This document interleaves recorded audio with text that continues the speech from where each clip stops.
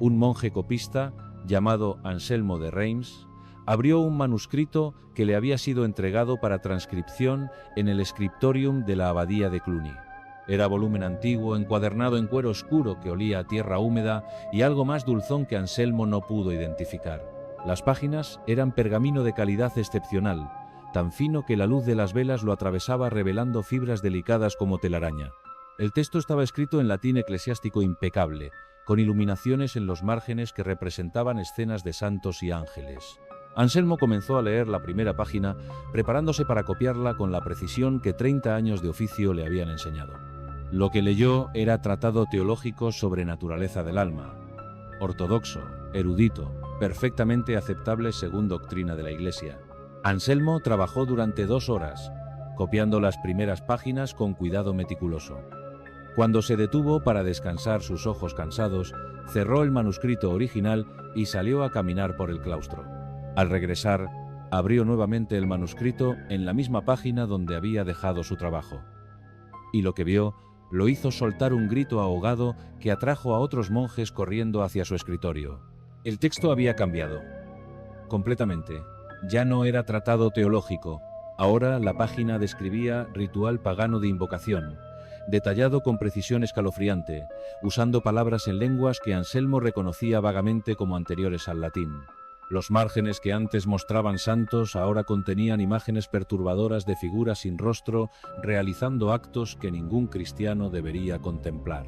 Anselmo juró por su salvación eterna que el texto era diferente, que las palabras mismas se habían transformado durante las 2 horas que el libro había permanecido cerrado. El abad ordenó que el manuscrito fuera examinado por otros monjes.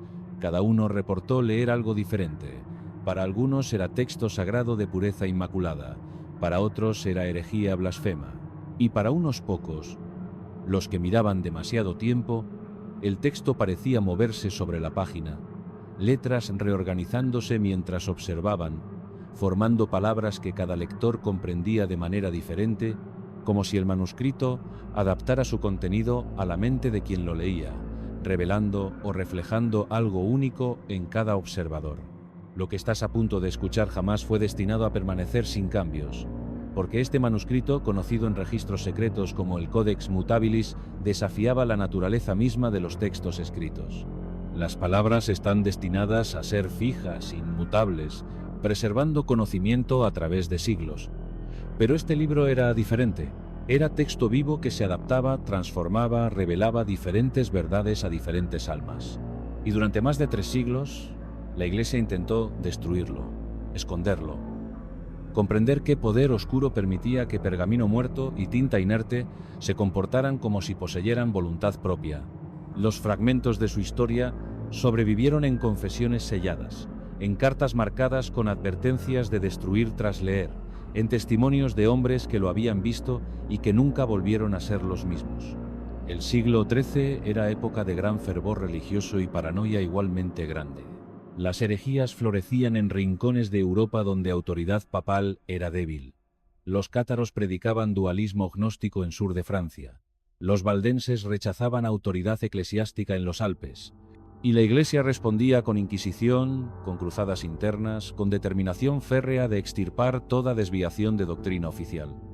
En este contexto, los manuscritos eran objetos de poder inmenso, contenían conocimiento, definían ortodoxia, preservaban verdad revelada. Por eso, cualquier texto que se comportara de manera anómala era amenaza existencial al orden que la Iglesia intentaba mantener. Las primeras menciones del Codex Mutabilis provienen de correspondencia entre monasterios en la década de 1230. Un abad de Toulouse escribió a su superior en París: «Hemos recibido manuscrito de origen incierto. Cada hermano que lo examina reporta contenido diferente. Algunos ven sabiduría divina, otros ven tentación diabólica. Solicito instrucciones sobre cómo proceder con objeto que parece desafiar leyes naturales de texto escrito». La respuesta del superior fue clara. El manuscrito debía ser enviado a París para examen por teólogos expertos, pero el manuscrito nunca llegó. El monje encargado de transportarlo desapareció en el camino. Su cuerpo fue encontrado semanas después en un bosque, sin marcas de violencia, pero con expresión de terror absoluto congelada en sus facciones. El manuscrito había desaparecido con él, solo para reaparecer meses después en monasterio diferente, en región completamente distinta, sin explicación de cómo había llegado allí. Los primeros lectores del Códex dejaron testimonios fragmentarios que revelan patrón inquietante. Un monje joven llamado Philippe de Chartres escribió en su diario personal en 1238: «El libro me mostró secretos del cielo. Vi jerarquías de ángeles descritas con detalle que ningún texto terrestre contiene. Vi nombres de Dios que no aparecen en escrituras. Y mientras leía, sentí presencia observándome, como si el libro mismo fuera consciente de mis ojos sobre sus páginas, juzgando si era digno de lo que revelaba». Pero otro monje, leyendo el mismo manuscrito apenas días después, escribió algo completamente diferente. «Este libro es trampa del enemigo. Cada palabra destila veneno espiritual. Leí sobre formas de corromper sacramentos, de invertir oraciones sagradas, de abrir puertas a lo que debe permanecer sellado, y lo más terrible es que mientras leía, parte de mí deseaba continuar, deseaba aprender más, como si el texto despertara hambre en mi alma que nunca supe que existía». La contradicción era absoluta. ¿Cómo podía mismo manuscrito contener simultáneamente revelación divina y herejía diabólica? La respuesta obvia era que los lectores mentían o estaban confundidos. Pero cuando el abad ordenó que varios monjes leyeran el texto simultáneamente, cada uno describió algo diferente mientras sus ojos escaneaban las mismas páginas exactas.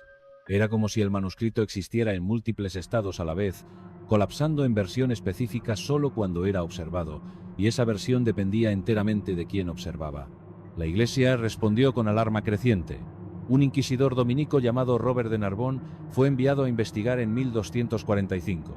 Su informe, preservado en archivos vaticanos pero clasificado como secreto hasta el siglo XX, describía experimentos que había realizado con el manuscrito. Hizo que hombres de diferentes temperamentos lo leyeran: místicos contemplativos, teólogos racionales, guerreros piadosos, incluso prisioneros condenados cuyas almas ya estaban perdidas según la Iglesia. Los resultados confirmaron el patrón imposible. Los místicos veían visiones de unión divina. Los teólogos encontraban argumentos filosóficos de complejidad que sobrepasaba cualquier escolástico contemporáneo. Los guerreros leían tácticas de batalla espiritual contra fuerzas demoníacas. Y los prisioneros condenados veían cosas que Robert se negó a especificar en su informe, escribiendo solo: «Lo que los perdidos ven en estas páginas no debe ser registrado. Basta decir que confirma su condenación de maneras que sugieren que el manuscrito no solo refleja sino amplifica el estado del alma del lector». Robert concluyó que el manuscrito era peligroso más allá de cualquier herejía ordinaria. No promovía doctrina falsa específica que pudiera ser refutada. En cambio, adaptaba su mensaje a cada lector de manera que siempre ofrecía exactamente lo que esa alma particular deseaba o temía más profundamente. Para algunos era tentación personalizada. Para otros era espejo que revelaba verdades sobre sí mismos que preferirían no conocer.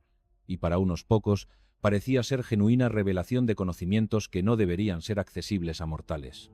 Las consecuencias para quienes pasaban demasiado tiempo con el manuscrito eran consistentemente terribles.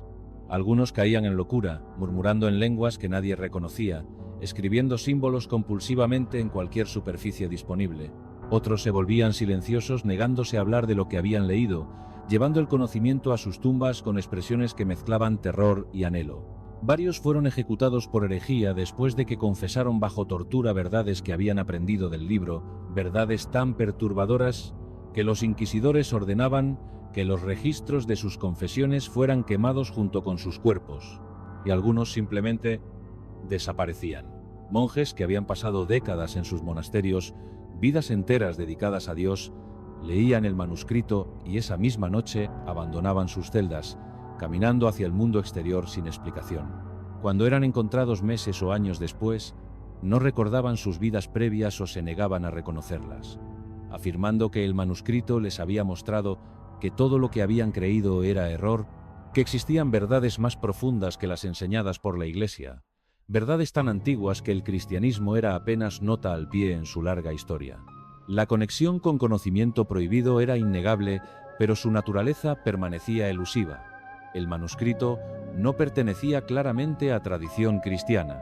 Las iluminaciones, cuando eran descritas consistentemente por múltiples observadores, Mostraban estilos que ningún iluminador cristiano usaría.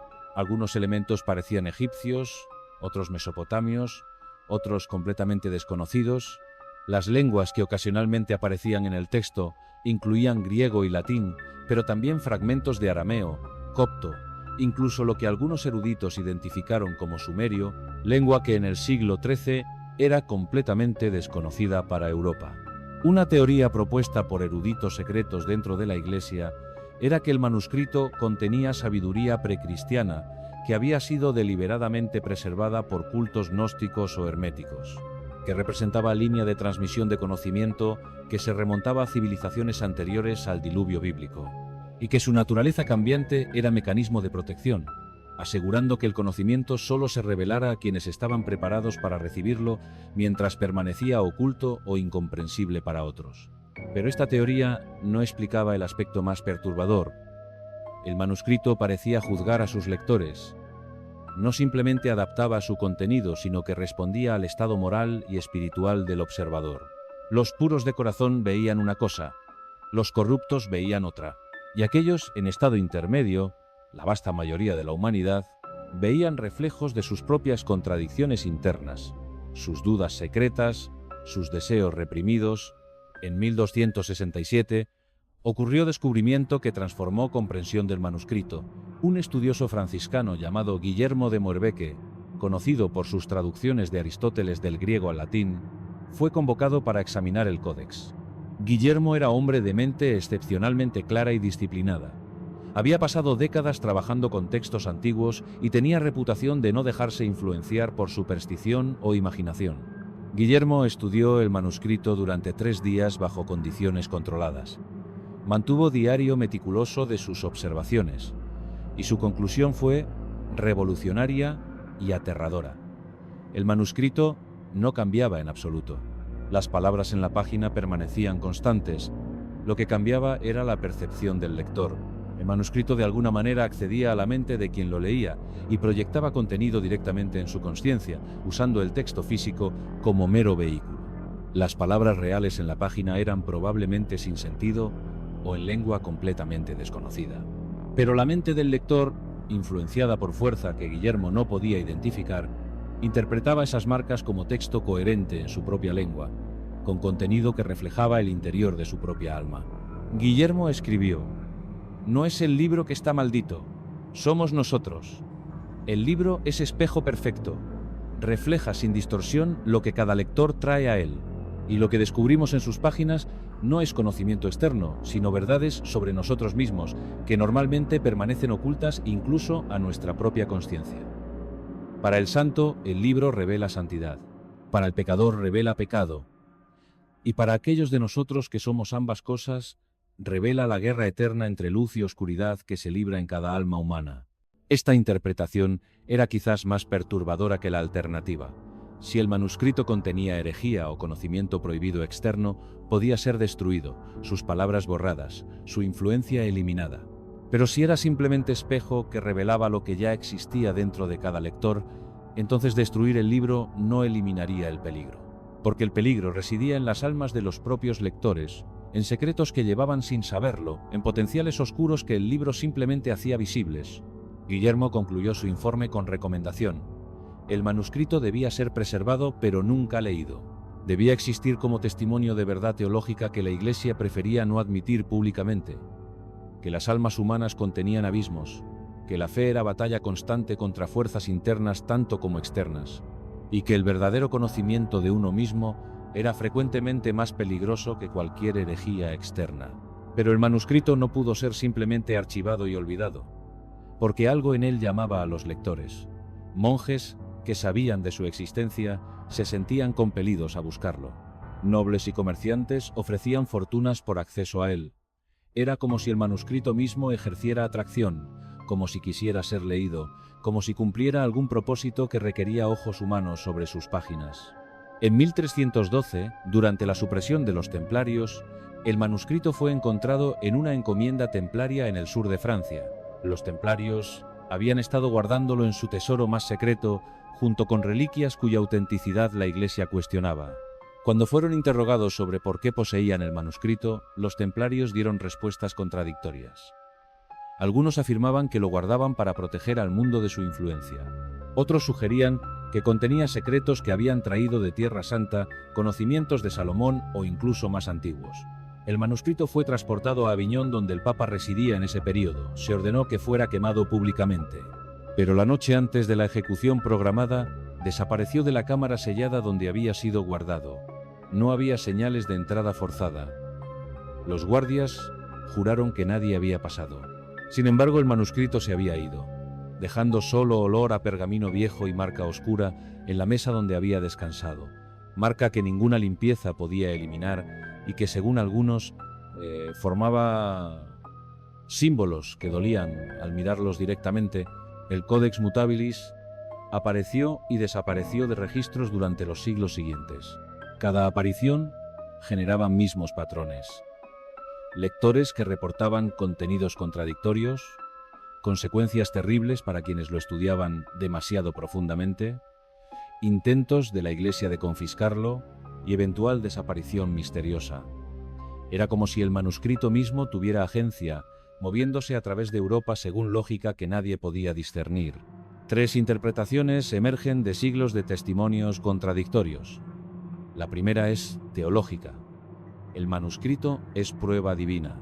Dios lo creó o permitió su existencia para probar almas, para revelar verdadera naturaleza de cada persona. Los que ven santidad en sus páginas son confirmados en su salvación. Los que ven herejía revelan su condenación.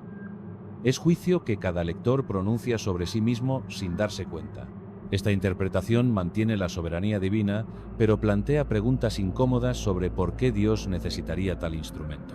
La segunda interpretación es psicológica, aunque ese término no existía en vocabulario medieval. El manuscrito no tiene poder real. Es simplemente texto ambiguo o sin sentido sobre el cual los lectores proyectan sus propias obsesiones, miedos y deseos. Los místicos lo ven como místico porque buscan misticismo. Los herejes lo ven como herético porque están inclinados a herejía. Y los aterrorizados lo ven como terrorífico porque traen terror consigo. El manuscrito es espejo inerte que refleja solo porque observador ya tiene algo que reflejar. Esta interpretación es racional, pero no explica las desapariciones físicas ni las muertes consistentemente asociadas con el objeto. La tercera interpretación es la más perturbadora y menos admitida. El manuscrito no fue creado por humanos ni por Dios cristiano.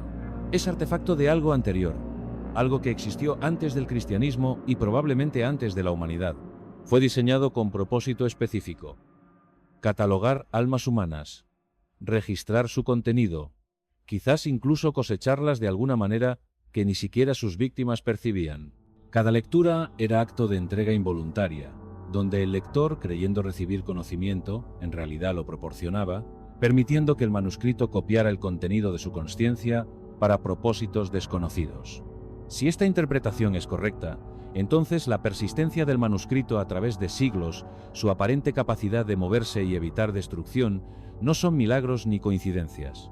Son función de su diseño, mecanismos incorporados en su estructura misma para asegurar su supervivencia y su acceso continuo a nuevas mentes humanas.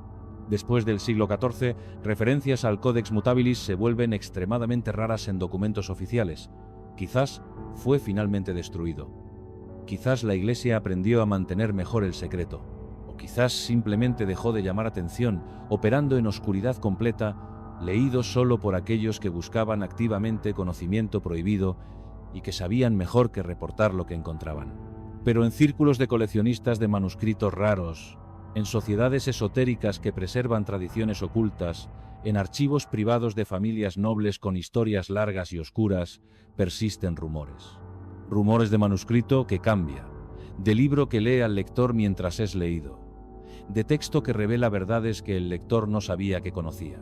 Y aquellos que afirman haberlo visto recientemente describen los mismos patrones que los testimonios medievales: contradicciones en contenido, efectos psicológicos profundos, sensación de ser observado por las páginas mismas. Si el manuscrito sobrevive, si permanece en algún lugar esperando ser redescubierto, la pregunta que todo lector potencial debe enfrentar es esta: ¿qué revelaría sobre ti? ¿Qué secretos de tu propia alma ocultos incluso a tu conciencia, emergerían en esas páginas que se adaptan a cada observador.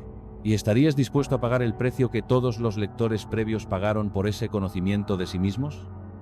Porque el manuscrito ofrece verdad, pero la verdad sobre uno mismo es frecuentemente lo más peligroso que cualquier persona puede aprender. Y aquellos que miran demasiado profundamente en ese espejo perfecto, pueden descubrir que lo que los mira de regreso no es lo que esperaban, ni lo que deseaban, sino lo que siempre han sido bajo toda pretensión y autoengaño. El libro permanece en algún lugar, entre sombras que los archivos oficiales niegan, y sus páginas esperan, pacientes como solo lo que existe fuera del tiempo puede ser paciente, por el próximo par de ojos que se atreva a descifrar verdades que cambian según el alma que las busca.